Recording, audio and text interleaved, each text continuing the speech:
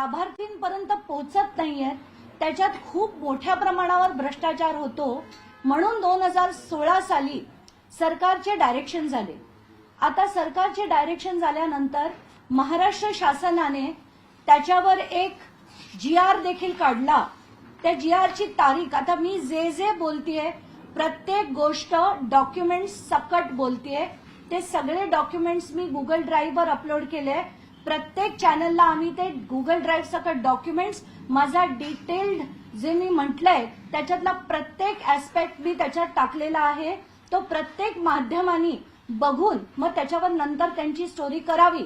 पण आता याचा जो आपण DBT म्हणतोय त्याचा पहिला GR हा 19 एप्रिल 2017 साली निघाला आणि त्याच्यात असं म्हटलं गेलंय की जे पैसे द्यायचे ते DBT अंतर्गतच देण्यात यावे, त्याच्यात कुठेही दुसऱ्या कुठल्याही प्रकारे हे पैसे दिले गेले नाही पाहिजे. आता त्याच्यात असं झालं होतं की महाबीज आहे, MAIDC आहे, KVK आहेत, अशा अनेक गोष्टी ते DBT थ्रू देत नाहीत, कारण हे सरकार स्वतः बनवतंय. म्हणजे महाबीज जे बनवतंय, MAIDC जी खतं बनवतंय, पेस्टिसाइड्स बनवतायत, कीटकनाशक ज्याला आपण म्हणतो, ही जी गोष्ट आहे, या गोष्टी ज्या आहेत त्या फक्त याच्या खाली येत नाहीत, म्हणजे DBT खाली येत नाही. त्याच्यानंतरचा तो जो GR आहे तो 12 सप्टेंबरचा होता. त्यानंतर 12 एप्रिल 2018 रोजी, आणि हा GR अतिशय महत्वाचा आहे. या GR मध्ये असं म्हटलं गेलं होतं की मुख्यमंत्र्यांना ही जी 62 लिस्ट आहे, 62 आयटमची लिस्ट आहे जे DBT खाली येणार आहेत, ते 62 याच्यात आयटम मध्ये ऍड करण्याचा, म्हणजे त्याच्यात ऍड करण्याची जी आपण ज्याला म्हणतो मान्यता या GR थ्रू मुख्यमंत्र्यांना देण्यात आली. म्हणजे मुख्यमंत्री त्यात वगळू शकत नाहीत, पण त्यांना अधिक जर 62च्या ऐवजी 63 करायचे असतील तो अधिकार मुख्यमंत्र्यांना आहे, असा हा GR आहे. आणि हा अत्यंत महत्वाचा GR आहे. ते पुढे मी सांगेन का ते. त्याच्यानंतर त्यांनी असं ठरवलं, पण मग वगळण्याचा अधिकार कोणाला असावा, तर ती एक समिती बनली होती. त्या समितीत महाराष्ट्र सरकारचे मुख्य सचिव, अतिरिक्त मुख्य सचिव वित्त, अतिरिक्त मुख्य सचिव नियोजन, अशा काही 7-8 जणांना त्यांनी या समिती बनवली. म्हणजे जर DBT मधनं वगळायचं असेल तर जोपर्यंत या समितीचं त्याला होत नाही, त्यांचा होकार येत नाही, तोपर्यंत कुठचीही गोष्ट DBTच्या बाहेर जाणार नाही. आता काय झालं, 2022 मध्ये असं सांगण्यात आलं की बाबा विक्रमी प्रोडक्शन आहे आपल्या इथे, कापसाचं, सोयाबीनचं, ऑइल सीडचं विक्रमी प्रोडक्शन आहे. आणि ते विक्रमी प्रोडक्शन आणि वाढवण्यासाठी आपण काहीतरी उपक्रम राबावा म्हणून 1000 कोटीचं प्रोव्हिजनिंग करण्यात आलं. 1000 कोटी. आता त्याच्यात काय झालं की लगेच पैसे दिसले की सगळ्यांना हाव सुटते. तसंच काहीसं आपल्याला आता बघायला मिळते. 2000 आता लोकसभेची निवडणूक जी आहे ती सुरू होणार होती. 17 मार्च पासून आचारसंहिता लागणार होती. म्हणून खेळ कसा झाला तो बघून घेऊया. 12 मार्च 2024 रोजी एक GR निघाला आणि त्याच्यात असं सांगण्यात आलंय की कृषी आयुक्त जे आहेत त्यांना आपण नियंत्रण अधिकारी बनवू. म्हणजे सगळं कोण खरं तर करणार, कृषी अधिकारी जे आहे ते नियंत्रण कृषी आयुक्त करणार. आता तेव्हाच्या काळी कृषी आयुक्त डॉक्टर प्रवीण गेडम म्हणून एक व्यक्ती होते. 15 मार्चला प्रवीण गेडम म्हणतात की हे जो 12 मार्चचा निर्णय आहे की महाबीज किंवा MAIDC किंवा महाराष्ट्र पॉवरलूम कॉर्पोरेशन यांनी ही स्कीम राबवावी, ते चुकीचं होत आहे. कारण या ज्या गोष्टी आपण आता टेंडरिंग करणार आहोत त्या उत्पादन MAIDC करत नाही. MAIDC जर उत्पादन करत नाही तर या DBT खालीच गेल्या पाहिजेत, असं स्पष्ट मत त्यांनी मांडलं. किती तारखेला? 15 मार्चला. आणि असं असताना पुन्हा त्यांच्यावर काय झालं असेल मला माहित नाही, पण 15 मार्चला त्यांनी असंही लिहिलंय की याची पूर्ण माहिती ती मंत्र्यांना दिली गेली. आणि मंत्र्यांना सगळं सांगण्यात आलं की हे जी गोष्टी आहेत हे महाबीज किंवा MAIDC बनवत नाही, त्यामुळे कंपल्सरीली आपल्याला डीबीटी म्हणजे थेट शेतकऱ्याच्या अकाउंटमध्ये आपल्याला हे पैसे द्यायला हवे. त्याची वस्तू घेऊन आपण शेतकऱ्याला देऊ शकत नाही असा याचा सरळ अर्थ होता. याच्यानंतर पुन्हा काय होतं की धनंजय मुंडे तरीही सांगून तिथल्या डायरेक्टरना सांगतात आणि एक डेप्युटी सेक्रेटरी पत्र लिहून सांगतात की तसं करायला नको. पुन्हा आयुक्त त्यांना सांगतात की नाही, आपल्याला याच्यावर एक वेगळ्या प्रकारचा GR काढावा लागेल. डेप्युटी सेक्रेटरी पुन्हा त्यांना लिहितात की आज GR काढण्याची गरज नाही. मुख्यमंत्र्यांनी यांना परवानगी दिली. म्हणजे काय झालं बघा, सुरुवात होते 12 तारखेला, 15ला ऑब्जेक्शन येते, पण 16ला मुख्यमंत्री ज्यांच्याकडे खरं जे मी म्हटलं अथॉरिटीच नाहीये ते मुख्यमंत्री त्याला परवानगी देतात. आता त्यांना ह्या सगळ्या गोष्टी माहिती नसतील. रात्रीच्या रात्री धनंजय मुंडे गेले अजित पवारांकडे, त्याच्यावर अजित पवारांची सही, नंतर ते गेले मुख्यमंत्र्यांकडे, अजित पवारांनी जर सही केली असेल म्हणून मुख्यमंत्र्यांनी पण सही केली आणि ते देऊन टाकण्यात आले. तेव्हाचे मुख्यमंत्री शिंदे होते आणि त्याच्यानंतर ही स्कीम राबवण्यात आली. आता ती आहे काय हे समजून घेऊया आपण. 5 गोष्टी होत्या त्याच्यात आहे nano urea, nano DAP, battery sprayer, metaldehyde आणि कापूस गोळा करण्यासाठीच्या बॅगा. आता भ्रष्टाचार आपण म्हणतो, पण हा किती पट झालाय याचा आता तुम्हाला याच्यावरनं दिसेल. जरा ते ऑनलाईन करूया आपण. ह्या सगळ्याचे दर जे आहेत ते मी ऑनलाईन आता तुम्हाला दाखवते. सध्याचे दर आहेत. आणि कसं झालं, नॅनो युरिया आणि नॅनो DAP या इफ्को नावाच्या कंपनीचे. हो,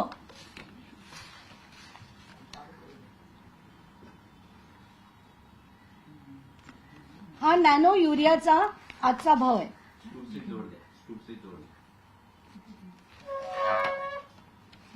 हा जर तुम्ही बघितलात 184 रुपये पर लिटर, म्हणजे जर आपण 10 लिटरची बॉटल घेतली तर आपल्याला 184 रुपये पर लिटरला हा नॅनो युरिया मिळतो. म्हणजे 500 मिलीलिटरच्या बॉटलला 92 रुपये पडतात. पण आपले माननीय कृषी मंत्री धनंजय मुंडे यांच्या अध्यक्षतेखाली जे टेंडर काढलं गेलं त्याच्यात तब्बल 220 रुपयाला ही बॉटल घेतली गेली. तब्बल 220. आणि इथे मी जे तुम्हाला दाखवतेय 92 रुपयाला ही बॉटल तुम्हाला एक सिंगल बॉटल घेतली तरी मिळतेय. पण आपले माननीय कृषी मंत्री यांनी 19,68,408 बॉटल्स ह्या 220 रुपयांनी घेतल्या. म्हणजे दुपटीपेक्षा जास्त किमतीने त्यांनी या बॉटल्स घेतल्या. नॅनो DAP दुसरं दाखवते. हे नॅनो DAP ची बॉटल आहे. याची किंमत आहे 522 रुपये 1 लिटरची. म्हणजे एका लिटरला जर 522 असेल तर 500 मिलीलिटरला ही केवळ 269 रुपयाला पडते. म्हणजे ह्याच्यात आणि किती बॉटल घेतल्यात आपल्या कृषी विभागाने? तब्बल 19,57,438 बॉटल घेतल्या. एवढ्या बॉटल जर घेतल्या त्याचा बाजारभाव आहे 269 रुपये. पण आमच्या माननीय कृषी मंत्र्यांनी 590 रुपयाला त्याची खरेदी केली आहे. आणि हा दोनच मिळून घोटाळा जो आहे तो 88 कोटीचा घोटाळा आहे. आता पुढच्या याच्याकडे जाऊया. बॅटरी स्प्रेअर हा जो आहे, आता हा बॅटरी स्प्रेअर काय प्रकार आहे? तो 2 in 1 आहे. म्हणजे त्याला स्पेसिफिकेशन होते की 16 लिटर ते 20 लिटरचा मधला असला पाहिजे. नंतर त्याला दोन्ही प्रकार पाहिजे, बॅटरी ऑपरेटेड पण पाहिजे आणि हँड ऑपरेटेड पण पाहिजे. तसा हा स्प्रेअर ऑलरेडी MAIDCच्या वेबसाईटवर मिळतोय आणि तो आत्ताच्या घटकेला 2450 रुपयाला घेतला जातोय. आणि MAIDCच्याच वेबसाईटवर तो आता 2,946 रुपयाला विकला जातोय। आता ही त्याचा विकण्याचा रेट असताना आपले माननीय कृषी मंत्री त्याचं जे टेंडर फ्लोट करतात ते 3,426 रुपयाला आत्ता विकत घेतायत। म्हणजे याला आपण भ्रष्टाचार म्हणायचं का काय म्हणायचं? 1,000च्या वर जर तुम्ही एक एक बॅटरी स्प्रेअर मध्ये तुम्ही कमवलेत, त्याचे किती घेतले? खरं तर हे 5 लाखापेक्षा जास्त त्याचे लाभार्थी होणार होते, पण बजेट फिक्स्ड होतं। बजेट फिक्स्ड आहे म्हणून त्याचे लाभार्थी कमी करून लाभार्थी एक वाढवला, बाकीचे सगळे कमी केले। तर असे करून जवळजवळ 2,36,427 बॅटरी स्प्रेअर हे घेतले गेले आणि त्याची किंमत जी ठरवली होती ती 3,425 रुपये होती। मेटाल्डिहाइड नावाचा एक म्हणजे गोगलगायी ज्या असतात त्यांचा प्रादुर्भाव झाल्याने कापूस मध्ये त्यांना खूप मोठ्या प्रमाणात, सोयाबीनला खूप मोठ्या प्रमाणात त्रास होत होता, म्हणून मेटाल्डिहाइड जी गोष्ट आहे ती PI इंडस्ट्रीज नावाची एक कंपनी आहे ज्यांचं पेटंटेड प्रॉडक्ट आहे। ते पेटंटेड प्रॉडक्ट खरं तर जेव्हा आपण बल्कमध्ये घेतो खूप स्वस्तात मिळतं, पण रिटेल, जसं मी परत म्हणते, रिटेल आत्ताच्या घटकेला आपण बघूया।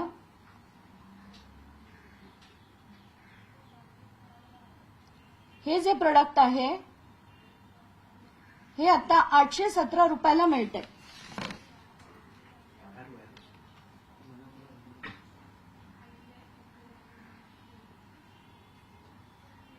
हे आपल्याला सगळ्यांना बघता येईल। 817 रुपयाला ते आता मिळतंय, पण माननीय कृषी मंत्री धनंजय मुंडे साहेबांनी 1,275 रुपयाला हे विकत घेतलं। आणि किती घेतलं? 1,96,441 किलो हा याचा ऑनलाईनचा, म्हणजे 1 किलो जर आपण विकत घ्यायला गेलं तर ते 817 ला मिळतंय, पण आपण 1,96,000 किलो विकत घेतोय आणि ते पण 1,275 रुपयाला। 5वा भाग कॉटन स्टोरेज बॅग्स या तब्बल 6,18,000 घेतल्या गेल्या। आणि त्या कशा घेतल्या गेल्या? तर काहीच दिवसांपूर्वी ICAR नावाची जी संघटना आहे, जी सरकारी ऑर्गनायझेशन आहे नागपूरला, त्यांनी 20 अशा बॅग्स घेतल्यात आणि ते मी माझ्या डॉक्युमेंटमध्ये लावलेले आहे। 20 बॅग घेतल्या 577 रुपयाला। पण माननीय कृषी मंत्री यांनी जे केलं टेंडर, त्याच्यात या बॅग तब्बल 1,250 रुपयाला घेतल्या गेल्या। आणि असा सगळा हा घोटाळा जो आहे 342 कोटीचं टोटल टेंडर मध्ये 160 कोटी रुपये सरळ सरळ गेले। आणि हे मी कुठल्या याच्यात म्हणतेय? 160 कोटी ऑनलाईनच्या रेट प्रमाणे। हे जर आपण बल्क रेट पकडले तर कमीत कमी 20% अधिक होतं, म्हणजे 200 कोटी 342 कोटी बनले गेले। इतके महान कृषी मंत्री जे एकच वर्ष त्या पदावर होते, जुलै 23 ते नोव्हेंबर 24, एका वर्षात या व्यक्तीने जर इतका अफाट पैसा, तो पण शेतकऱ्याचा खाल्ला असेल, तर अशा लोकांना त्या पदावर राहण्याची, मंत्री बनण्याची आणि मंत्रीपद आज त्यांचं ठेवण्याची खरंच गरज आहे का? आणि आता तरी मला असं वाटतं की महाराष्ट्राच्या मुख्यमंत्र्यांनी याचा गंभीरतेने विचार करायला हवा। आता मी तुमच्या पुढे बाकीचे डिटेल्स काढते, प्रत्येक गोष्टीत कसा कसा त्यांनी घोटाळा केला, म्हणजे कसा केला आणि किती ब्लेटंटली केला।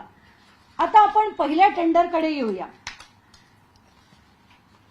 या पहिल्या टेंडरमध्ये निविदा प्रोसेस कसा असतो की आधी प्रशासकीय मान्यता मिळते। प्रशासकीय मान्यता मिळाल्यानंतर ऍडव्हर्टाइजमेंट होतात, त्याच्यानंतर टेंडरिंग होतं, मग त्याच्यात L1 कॉन्ट्रॅक्टर होतो। L1 कॉन्ट्रॅक्टरला ते टेंडर दिलं जातं आणि त्याची वर्क ऑर्डर निघते। माननीय धनंजय मुंडेंच्या अध्यक्षतेखाली आधी पैसे दिले गेले आणि ती पण पूर्ण रक्कम कशासाठी? कच्चा माल विकत घेण्यासाठी।